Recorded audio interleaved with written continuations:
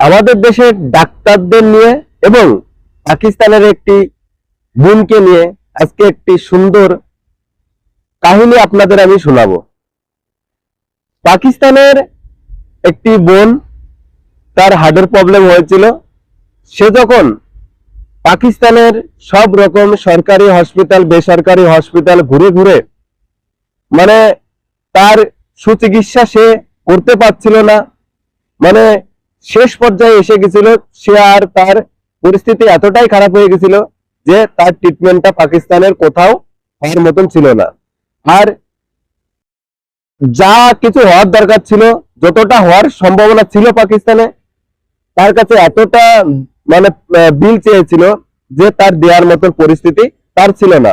প্রায় 4-5 কোটি টাকার একটা অ্যামাউন্ট তাকে বলেছিল সেই দেশের ডাক্তার বাবুরা, যে 4-5 কোটি টাকা লেগে যেতে পারে একে ট্রিটমেন্ট করতে গেলে। কিন্তু পাকিস্তানের সেরকম কোনো মানে উন্নত মানের যে চিকিৎসা পরিষেবা, সেই পরিষেবাটা নেই। যার জন্য কিন্তু সেই দেশের ডাক্তাররা বলেই দিয়েছে যে আমরা এর চিকিৎসা করতে পারবো না, তোমরা পারলে অন্য কোথাও নিয়ে যাও।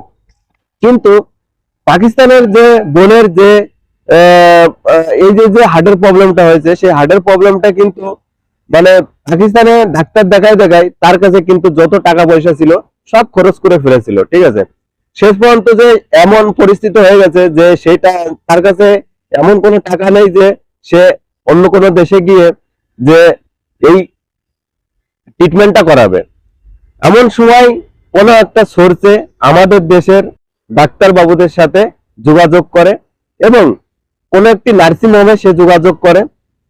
যোগাযোগ করার পরে তারা পুরো ঘটনা খুলে বলে যে আমার মেয়ের এই প্রবলেম, আমি এই ডাক্তার দেখিয়েছি, তা এখানে কোনো চিকিৎসা আমি করাতে পারিনি, আমার মেয়ের পরিস্থিতি আরো খারাপ হয়ে গেছে।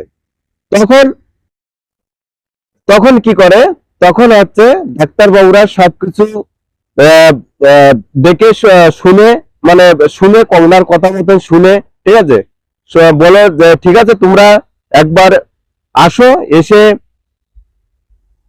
তোমরা একবার আসো, একবার এসে আমাদের সাথে দেখা করো, তারপরে আমি তোমাদের সব ঘটনা খুলে বলছি।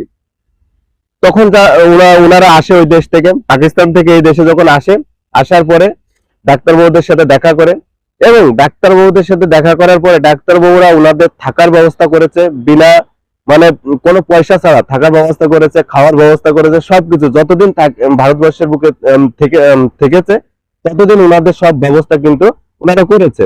করার পরে ওনাদের কাছে যে পাকিস্তানে যেসব রিপোর্ট করিয়েছিল বা যেসব ডাক্তার দেখিয়েছিল তাদের সব রিপোর্ট ওনাদের কাছে দিয়েছে।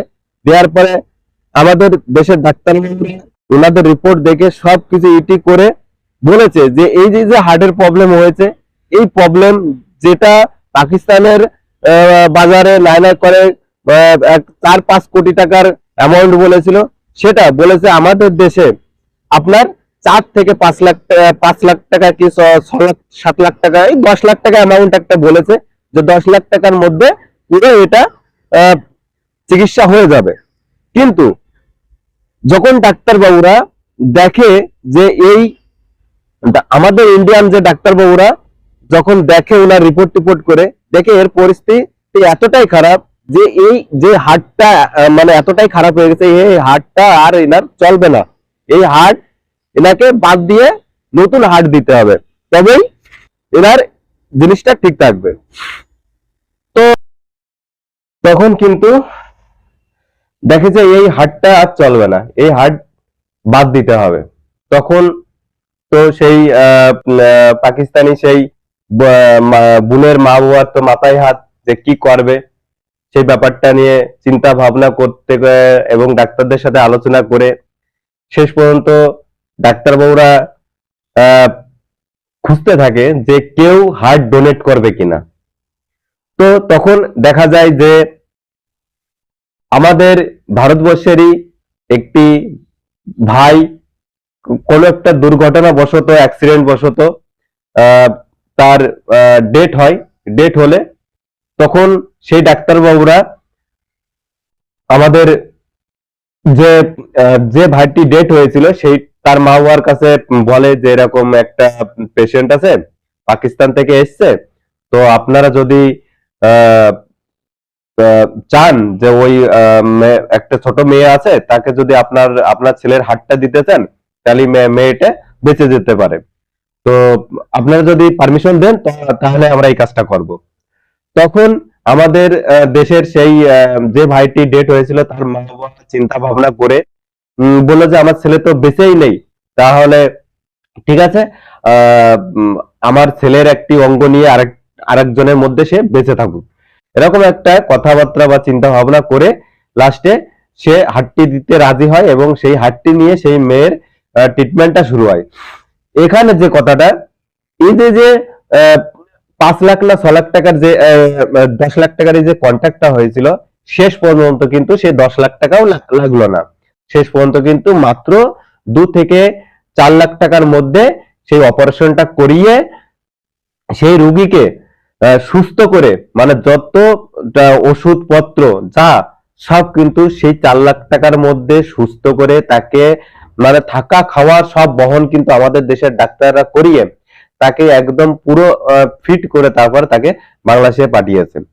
তো এখানে আমি একটা কথাই বলতে চাই যে কোনো ধর্ম বা কোনো জাতি এরকম নিয়ে কোনো ভেদাভেদ নেই। এখানে আমাদের ডাক্তাররা প্রমাণ করে দিয়েছে যে ডাক্তারদের কাছে কোনো ধর্ম বা জাতি ভেদাভেদ নেই, তারা সবার কাছে সমান এবং তারা সবাইকে সম্মান, ভক্তি, রেসপেক্ট, ঠিক আছে, এগুলো করে এবং সবাইকে সমান চোখে ট্রিটমেন্ট করে।